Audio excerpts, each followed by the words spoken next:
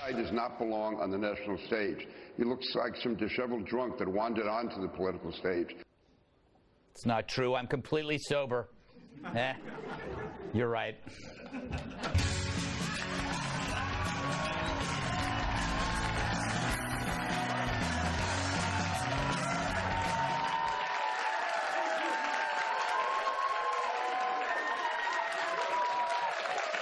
It was quite a week for the orange chic. First, Senator Kirsten Gillibrand demanded that Donald Trump resign over past harassment allegations. Yes, she's quite the defender of women. I think we have tape of her condemning Ted Kennedy. Roll it. I guess not. But maybe Ted was a real gentleman after all, when he wasn't driving women off bridges. And now she thinks Bill Clinton should resign 20 years later. How convenient. Maybe say something when he could still get it up. And great job standing up to Harvey all those years. Now, I'm merely pointing out the obvious. It's political when they hopscotch their targets. Ted Kennedy, skip. Clarence Thomas, land. Bill Clinton, skip. Donald Trump, land. You sense a pattern here? Anyway, Trump responded to Gillibrand, tweeting that she'd come begging for campaign funds and that she'd do anything for them. And that set off the familiar flesh-based car alarms.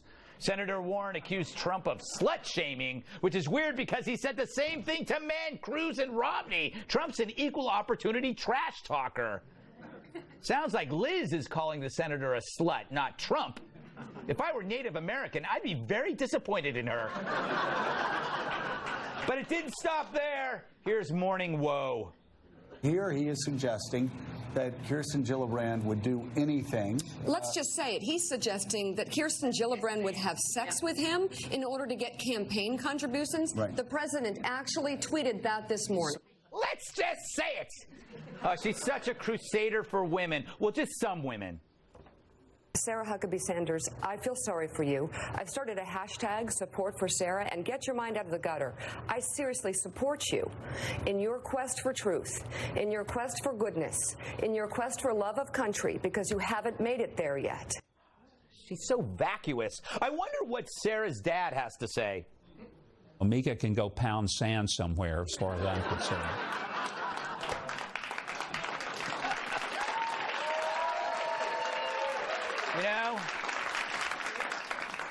You don't piss off the Huck. And he really is our nation's Shakespeare.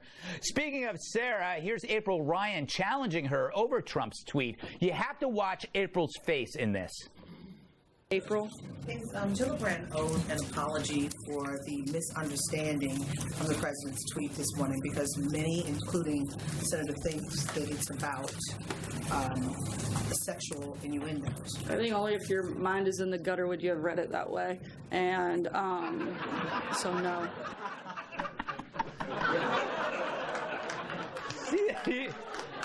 That look. That's the malfunction of confirmation bias. If you already think that Trump's a pig, any deviation will not compute, so you make that face. It's actually pretty amazing what a Trump presidency does to people. Even when there's good news, they still lose their minds. Please don't do this. It really annoys me. You know, I really don't interrupt you. And you do this completely. I'm so through with your mansplaining, and you're smirking and you're laughing. I'm not in the mood for this today. Make a point. Oh, happy day. I've made my point. Okay, good. Well, this is my point, guys. Hold on, let her finish. Oh, happy day. Oh, happy day. Get over it. I thought I was the only one who does TV drunk. And as terror struck in New York, CNN was busy checking how many cans of Diet Coke they can fit on a desk. 12 Diet Cokes, right? If we're saying, according to the Times, that he drinks this many, what does this do to the brain and the body every day? So now we're soda shaming. Stay tuned for part 2 when they see how many victims of fake news they can fit into a telecast. That was a nice comment, no applause. Anyway, I don't want it anymore. I don't want it. I don't want your pity clapping. But so what if Donald Trump drinks 12 cans of Diet Coke a day? The people mocking him probably binge watch Grey's Anatomy, which is far worse for your health. 12 cans, it's an achievement. It's a carbonated version of a marathon. And he does it daily. Diet Coke is the nectar of the gods. I don't just drink it, I feed it to my parakeet.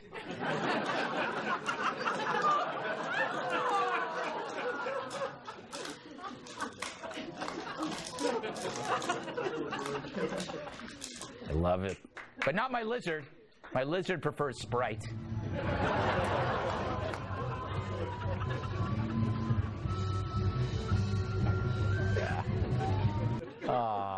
But as the media chases Diet Coke, Trump went to work. He's inching closer to a decent tax deal, and luckily he got rid of the albatross that is Roy Moore. And so what if we got Doug Jones? He won't last. A lefty in Alabama is like a slice of pie on Michael Moore's lap. It disappears, or somewhere it gets lost. And the president has already moved on. The directive I'm signing today will refocus America's space program on human exploration and discovery. It marks an important step in returning American astronauts to the moon for the first time since 1972 for long-term exploration and use. Yes, we're heading to space. It reminds me of a movie.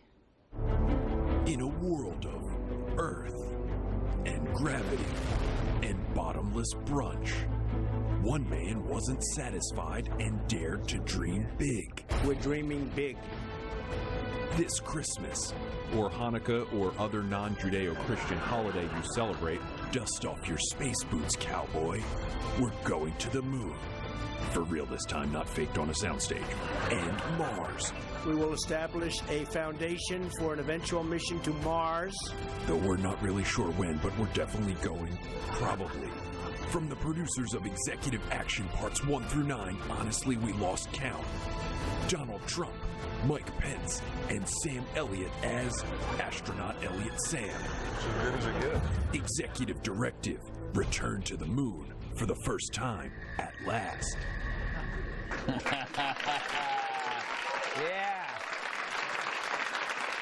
We're going to the moon, and when we get there, we're going to build a wall.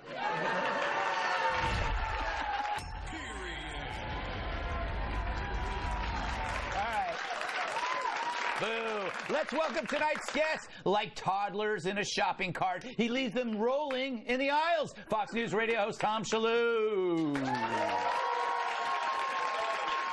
He's so sharp you can use him to doodle. Former Utah Congressman and Fox News contributor Jason Chaffetz. Chaffetz. She's quirky, smirky, and she loves her beef jerky. National Review reporter Kat Timpf. And when he jumps rope, the whole world complains. Former bodyguard and my massive sidekick, Tyrus.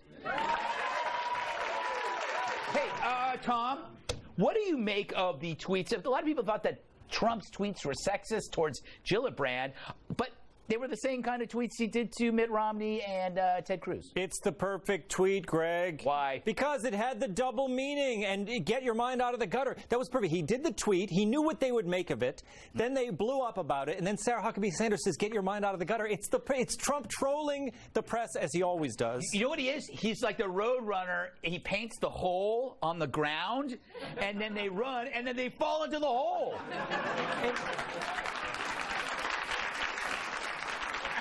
And it's allowed. It's allowed. Sexual double entendres, they're allowed, Greg. Kat, you told me in the green room that you agree completely with Tom. I disagree with Tom. Oh, okay. Why? I just think it's not okay to basically suggest in a double entendre that a woman is prostituting herself or willing to prostitute herself. But where's the suggestion? He didn't say begging, Greg. He said begging. I know what begging is. What's begging? We all know, unless he's like running around like Joey Tribbiani doing this and doesn't know what quotes mean. He meant for us in our mind to go there. So did he? So he felt that Ted Cruz was begging? Probably. And Mitt Romney He didn't. He said begging. He didn't say begging. It's very different. I don't know. I think, you know what? Punctuation is a hell of a drug, guys. I think you're a hypocritical feminist. If men and women... Whoa, don't talk to me like that. I have a name, Greg. Yeah, because says, like, all men and women should be treated equal. You can do the study. He said the same thing to both sexes. He didn't put quotes around begging when he talked about the men. That makes it much different. You're still allowed to do it. Yeah. Jason, where do you fall on this? Excellent argument, Tom. I'm smart enough to not engage in that conversation. I want to talk about the moon. All right, tell me about the moon. I love that Donald Trump doesn't have enough on their plate between taxes and North Korea and ISIS that he also wants to go to the moon because golf courses and drilling, there's a lot to be done there. There is. You got the Trump rocks. You could sell Trump rocks. There's no Trump water, though, at least as far as we know. All right, Tyrus, I'm going to let you comment on whatever you want. I think you're short and mean. Tell me something I don't already know. You know what? The moon thing, I think we can put it all together. What? I think the moon is his escape strategy. I think the way that all these crazy investigations and innuendos, you can't say anything, can't type anything anymore. So he's going to be like, listen, I'm going to the moon. Who's going with me? And we got rocket ships, golf courses, McDonald's, all the Diet Coke you can drink. It's going to be that's the scandal. It's going to be phenomenal. That's the real So you think he's going to go there with a rocket filled with Diet Coke? Yeah, and McDonald's. And Omarosa. No, she can't come. I mean, they all focused on the Diet Coke. The thing I can't get over is 2 fillet of fish. Yeah. Who buys fillet of fish? Me! They're terrible. They're delicious. Wait a minute. You mean filet? Yeah. Lent 2 fillet of fish for a certain amount of money Fridays, whatever it is. No, that's the best. McDonald's. It's the worst thing at McDonald's. Kat told me she would do anything for a fillet of fish. Wait a minute. I'm not laughing at that. She's not laughing. I'm not. Let the record reflect. I'm not laughing at that. All right. Well, I think we can all agree that I'm right. All right. Coming up, we discuss net neutrality with the experts. Just kidding. I'd rather talk about Omarosa, the story that will have no profound impact on average American lives. Next.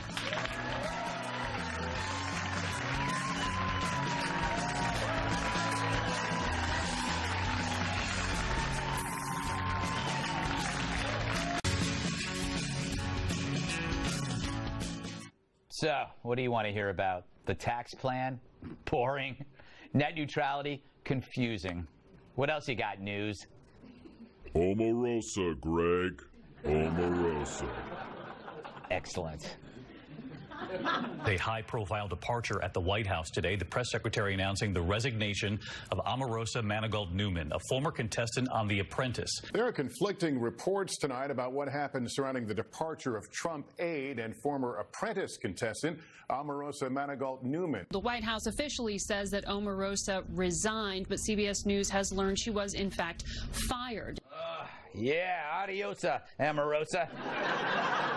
The former Apprentice contestant says she's resigning effective January 20th after having a candid conversation with Chief of Staff John Kelly. In PR lingo, candid usually means you're a bad person and I hate your guts. CNN contributor April Ryan reported Omar was fired and escorted out of the White House. Omarosa calls fake news. No one else has reported what she's reporting, and this is the one person who has attacked me for the last year. And so you know that this is personal. Maybe you're a jerk. Anyway, the White House has wished her the best, which again in PR lingo means please go away, you scare us. By the way, Omarosa, why are you resigning now? I wanted to make the 1-year mark. That was one of the goals that I set out to, and then get back to my life. So that was her goal, to make it 1 year in the White House. That's like me saying in high school, my goal is to have acne and no girlfriend. I didn't have that choice, all right? And she didn't have that choice either, Tyrus. She's making it sound like it's her decision. She wasn't supposed to be there. That's my statement. No, you're right. She was not supposed to be there. Right. She didn't even win. I know. I mean, Did Geraldo win? Who won? I don't know. I was out living life. Bret Michaels won. Bret Michaels! Rock of Love. Interrupt me one more time. I told y'all earlier, what's it, my mom, cruising for a bruising? Yeah. First guy to the moon. He made fun of my beard. That's why I'm mad. And then he tried to clean it up. He said he doesn't like beards, but there's so many other things about me that take your eyes off the beard. So basically, I'm a circus for his eyes. Look at freakish Tyrus. Look at his, he was mean to me. Hypersensitive today. Are you going to answer the question? No, I don't want nothing to do with Omarosa. It sounds like a bad drink. I just don't. She's trouble. She will say anything for attention, and this administration has had enough fake news or bad things said about them. Now you're going to have someone who will say anything for a paycheck. Yeah. Will do anything, and this was one of those things where Trump sometimes lets his heart think of ahead of his brain because she was so loyal and so these things gave her an opportunity, a job she wasn't really even qualified for, which was why she was fired. You don't talk trash to Kelly. That's ridiculous. But she's not going to see it that way. And so my concern is over the next few months, whenever she thinks she can make money off it, the accusations will be sexual harassment, it'll be racism, it'll be something to sting and get a headline at the expense of the administration. That's the type of person she is. So beware of her. You know, Tyrus brings up a good decision, a good point. You can applaud. Jason, this loyalty often doesn't lead to the best decisions because you overlook competence and you forgive too easily. That's the only reason why she was there, was that he felt he had to repay her. Yeah, that's a pretty important position. I can't figure out what she did, and I can't figure out how she does math because one year the president was sworn in on January 20th, and we haven't gotten to December 20th. So I don't know how a year adds up, but I would love to see the 4-star general, John Kelly, sitting down with her in this discussion and see, how that went. Yeah, she is going to stay till January 20th. She is. Well, so she gets paid. She gets paid. Oh, she's gone, but she gets paid. But her car was deactivated. Yeah, they kicked her out. You know, Tom, every company has this type of person who gets a job as a favor. You're one of them. I told you, Tom. I told you. What? I told you about him. What side are you on? Are you on Team Omarosa? Of course I am, Greg. Can you think back 10 years ago, if we could look into the future and see that Omarosa would be in the White House? It's like our dreams are coming true. My only disappointment was that President Trump didn't fire her himself on camera. The thing that bothers me about this White House is that it's not more like The Apprentice. He should fire people himself on camera, and we should walk her with a rolly bag out of the back of the White House. Yes. And film it. Into the car. That's the best part. Yes. The rolly bag.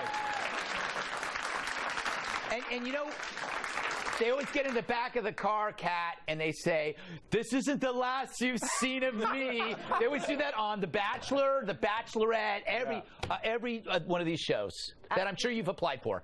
Well, not quite yet.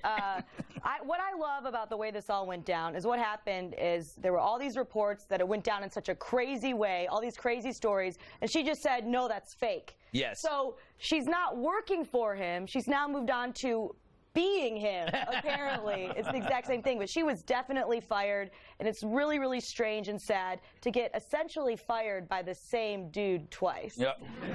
Is that a jab at me? No. No, I've been fired by the same person. Everything is about you. All right. Well, I, too, have been fired by the same person twice. Me, too. I am crushing it. I don't know. Anyway, I wish her the best of luck, which means please stay away from me. All right. Up next, finally, a texting scandal that could end all texting scandals, or not.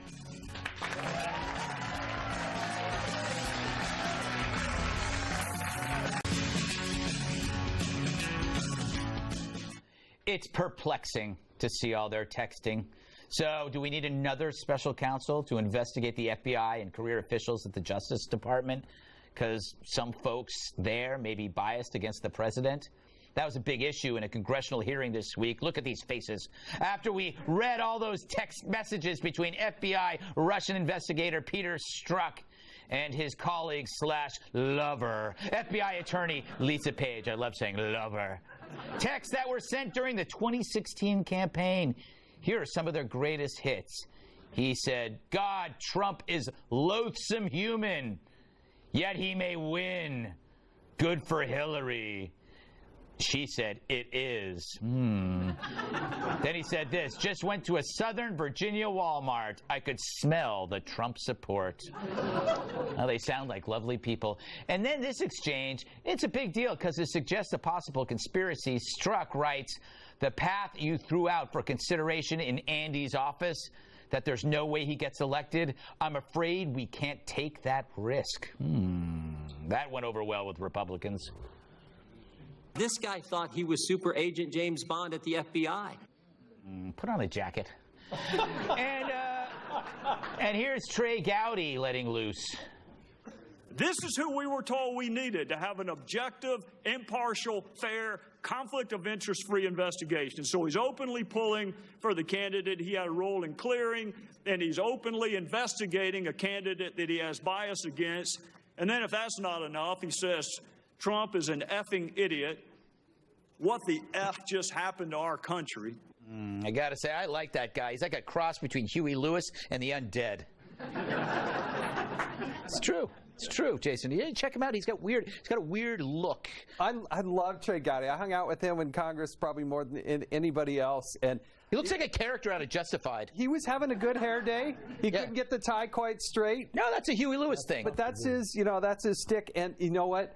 He is one of the smartest guys in Congress. No. I like it. I like his style. He's an interesting person. He's awesome. Yeah. Oh, okay. Yeah, it's a Trey Gowdy hour. A lot of Trey Gowdy fans. A lot of Trey Gowdy. The guy brings his game and he knows what he's talking Watch about. out Monday. Some scandal will come out. Trey Gowdy arrested. 20 bodies found in his farm, but they were still alive. Anyway, Jason, this merit investigation. It does, by the Inspector General. I wouldn't actually put a second special prosecutor in place. How's the first one working out? I don't know why you'd think you'd do a second one. But the Inspector General has been at this for a year and a half. And remember, this person, Peter Strzok, that we're talking about, he's our top FBI official in charge of counterintelligence.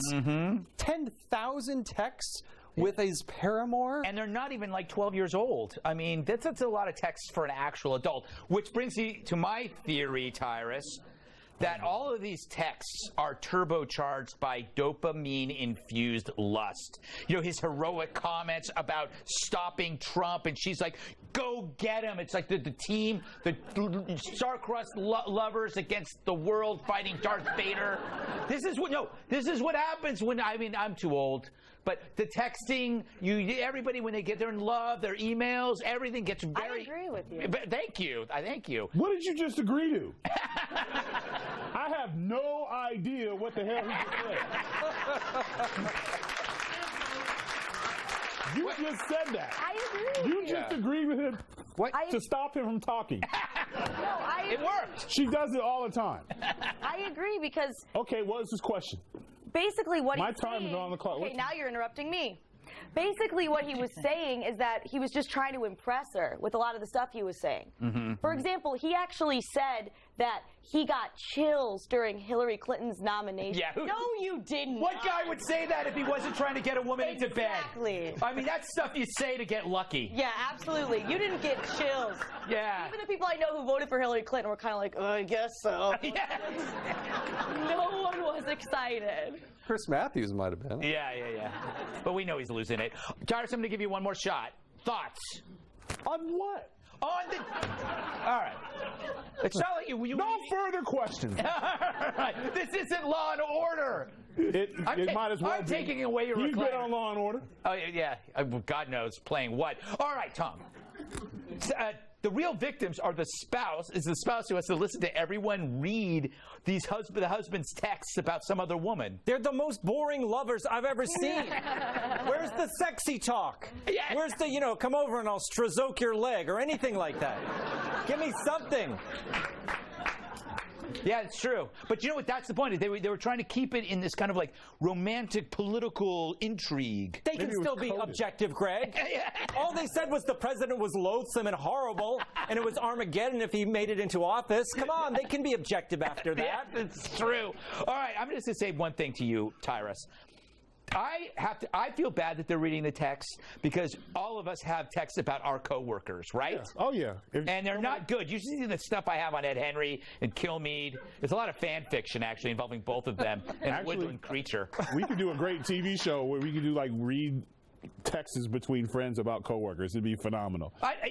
Everybody be fired. Everybody in this audience be fired. So I think they could be unbiased anyway, because I do think I think you're just venting. This is the new shrink. But I also think it's irrelevant. Yeah. I mean, as far as the investigation stuff goes, they're out of it. He's not part of it. I mean, if Trump didn't do anything, he said he didn't. We don't need this. This doesn't matter. This is not the hill I want to die on. Whether he said some bad stuff about him, I just don't.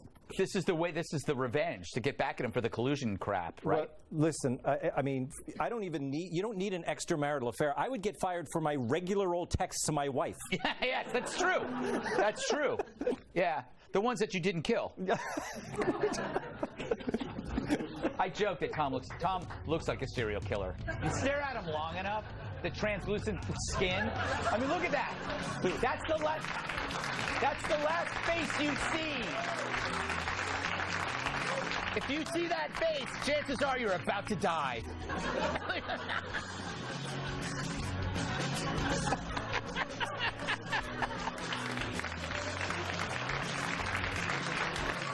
Amazing. All right, coming up, alcohol, drugs. Which ones are teens using more, and will they share? I can't. Don't do drugs or drink, America.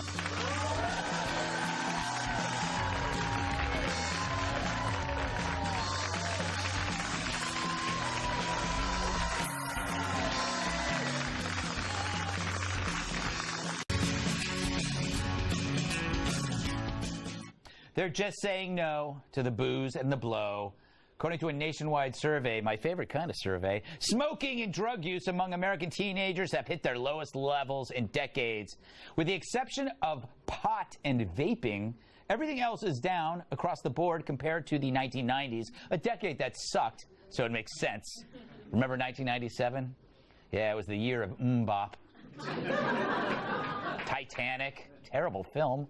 And, of course, Beanie Babies. No wonder kids did more drugs back then. As for today's teens, 33% report using drugs at some point in their life. That's like a fifth. I'm kidding. 17% have smoked cigarettes at least once, and 26% have been drunk. All big drop-offs from 20 years ago. Anyway, kids, don't do drugs. Here's me the last time I did drugs.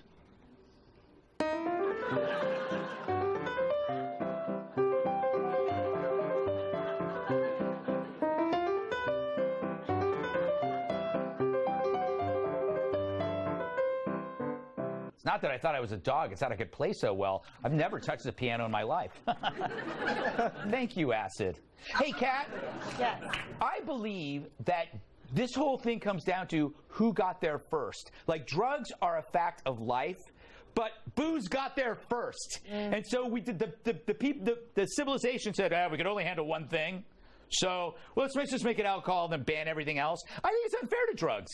Yeah, it is unfair to drugs, although I personally don't smoke pot because I can have a panic attack all on my own. That's I don't true. need any help with that. Yeah. But alcohol, yeah, the things that people do when they're drunk are a lot worse than the things that people do when they smoke marijuana. Mm-hmm. And yet somehow one's allowed and one's not. And vaping, by the way, is also very dangerous. How so? Emotionally. Oh, really? I'm trying to quit, and it's really hard.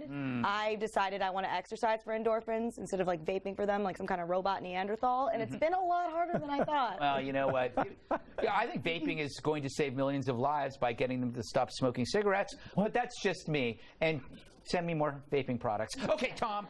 A lot of people are vaping pot, which I think is strange. I think it is. I'm more old-fashioned, Greg. Really? Yeah. Back in my day, you had that like wizard bong, or it was always like a wizard or a you know, or a unicorn, something of that genre. Don't soil the unicorn. I don't smoke pot, Greg. I do not. No. What do you do anyway? Do you do anything? I don't do any. I do drink whiskey, Greg. You drink a single glass of whiskey before you go to bed, don't you? You're right. Yeah, How did you knew know it. that? Called it. Yes. And, of course, you drink the blood of your victims. Which is why he looks so strange.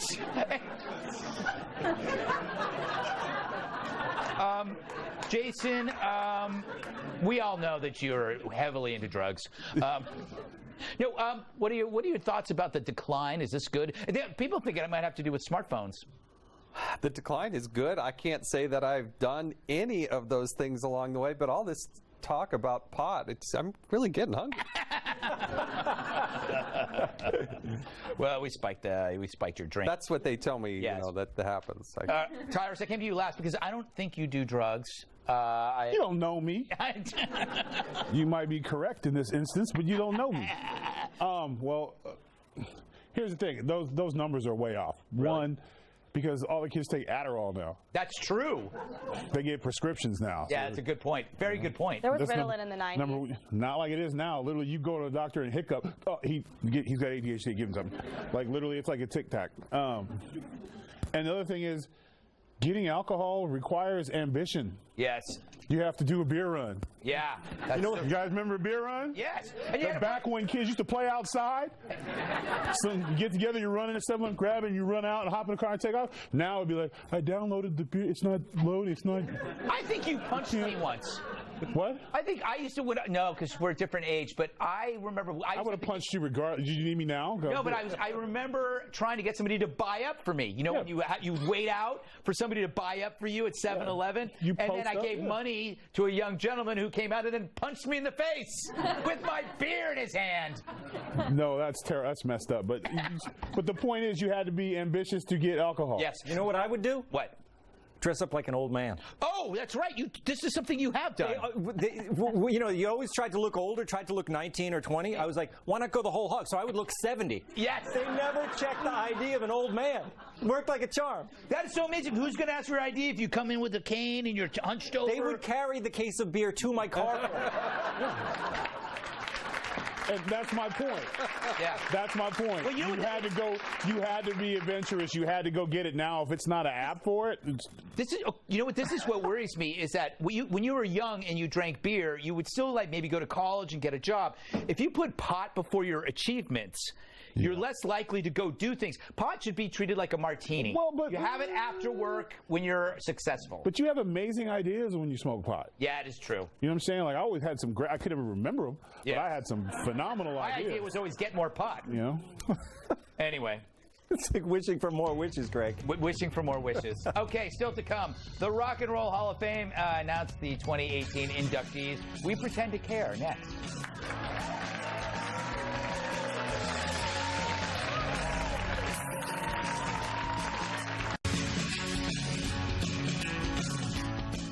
They've been snubbed from the club. The 2018 Rock and Roll Hall of Fame inductees have been announced, and sadly, Radiohead, a.k.a. the greatest band of all time, has been left off the list. Granted, this was only their first year of eligibility, but it's still a travesty of epic proportion because Radiohead's cultural impact over the last 25 years is undeniable. Consider, before Radiohead, this is how humans used to play Frisbee.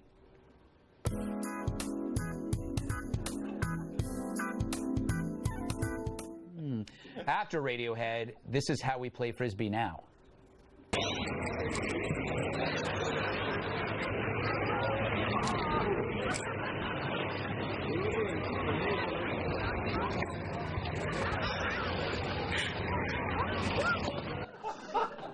Before Radiohead, this is how we made pizza.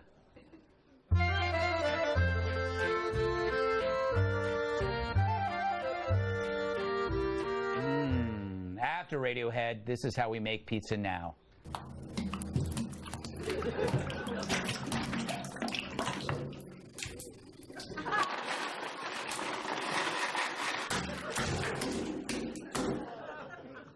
I could go on forever, but you get the point.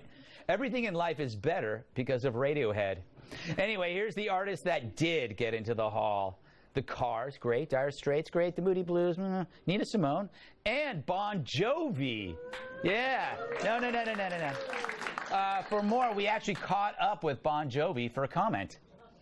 That's awesome. It's all good. Yeah. Thanks.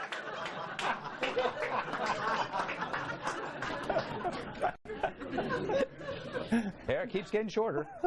John Bon Jovi got rid of the hair. Tyrus, excited? Sad? You love Radiohead. Who? I mean, they had that one Creep song, right? Yeah. Okay. But I'm more excited about Bon Jovi fighting you. Yeah. You should get him, Bon Jovi. He just called you an old lady. No, it's just that rock stars are very skinny, and when they get older... Honestly, when I wake up in the morning without my hair extensions in, I look almost exactly like Bon Jovi. Really? Well, the thing about the Rock and Roll Hall of Fame, I think there's really only one Hall of Fame, and that's baseball, because it's so hard to get in. They'll have years where like nobody gets in. No, that's a good point. It just seems like every year they just throw someone in the Hall of Fame. We just have to have someone in the Hall of Fame. That's not what it's about. All those groups, except maybe the Cars, but like just they were good groups. But if you're a Hall of Fame, then this dude, the little kid in the first row, would be like, "Oh yeah, I heard of those guys before." But I mean, it's too. What you're saying is it's too fresh and too easy. Kat, this must have complicated your dating life, because all the men you date must be in agony, and I'm not sure if you can tell if they're in agony, because usually they are miserable. Always in agony. Yes. And I think I'm kind of into it. Yes. Puts me in a certain power position. Right, I see. I feel a lot better about waking up in the morning looking like Bon Jovi, because they're sad anyway. Bon Jovi, though, I'm not even sure I remember how he sings songs, because every time I hear them, there's like a pack of drunk women screaming the lyrics. Yes. I don't even remember what his voice sounds like anymore. It's just one big chorus. Dad rock. It is dad Dad rock. rock. Granddad rock, actually. Tom, I wonder if why do you have to be a rock star to be in the Hall of Fame? Why can't you just identify as one? Yeah, exactly. Dad rock is great. Yeah. Dad rock is rock. Yeah, it is That's rock. That's what it is. It used to be called classic rock. Yes. In fact, we need to end rock and roll, I think 1991, make it 51 to 91, a nice 40-year period. Historical eras have to end, like the Reformation, the Renaissance. So you can't, like, rock and roll is planning on going on forever. Right. It's not. We have to end it. It's a good 40-year period. Yes. What a great idea I just had. Yeah, it is a great idea. It's a great idea. I will say that Bon Jovi brought a lot of people pleasure by retiring. Damn. Yeah. Jason, thoughts on this? I know you're a Cars fan. Oh, big Cars fan. Let the good times roll. I love the Cars. I kind of grew up on the Cars, but they are all dad bands. Yeah. And if I asked my 25-year-old son, he'd probably say, "Oh yeah, Dad, that'd be great. Them and Styx and you know, some of these other bands." And I don't know, if you start playing Indian casinos in the middle of Arizona, I don't know that you should qualify for. I love those casinos. By the way, they have great venues. I've seen a lot of concerts there. Jason, how dare you? You know, the most popular requested artists at rest homes are Bon Jovi, because they make death more welcoming to the people there. When they hear Bon Jovi, they can't wait to leave the earth. You know that? That's kind of how I feel about Bon Jovi. Yeah, you know, but I will say, I'm getting to like Radiohead. My favorite song right now is that one they do about the color yellow. Boy, that got one left. Somebody laughed at that. Yeah, someone in the audience. Somebody got the joke. You know, the amazing thing is we just had a whole discussion just to justify that Frisbee video that you came up with. Perhaps. They don't do that on Cavuto. Don't go anywhere. Everyone here has more to say, and it could be life-altering. Final thoughts next.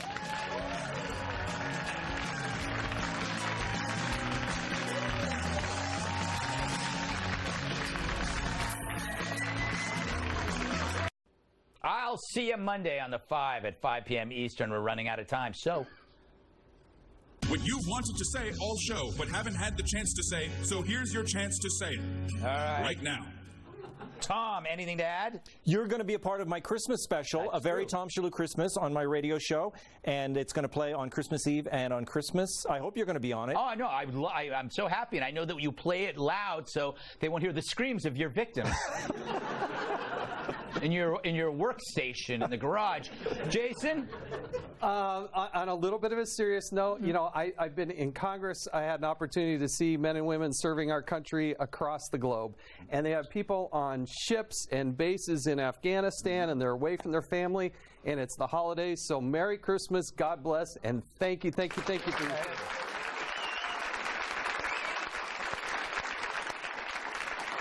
I disagree.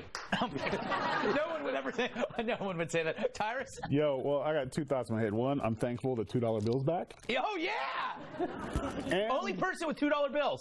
And I'm all about Yem. What's that? You enjoy myself. I don't know. Maybe I'm old. Anyway, Kat? So I don't want to die in a hospital. Okay. But if I do, I want my last words to be, "You got the music in you," and I want to say it to a janitor. All right. That's an interesting closing. I don't know what it means, and maybe I'll never know. But that's what makes us human. Thanks to Tom Shalhoub, Jason Chater, Cat Fish, Fire.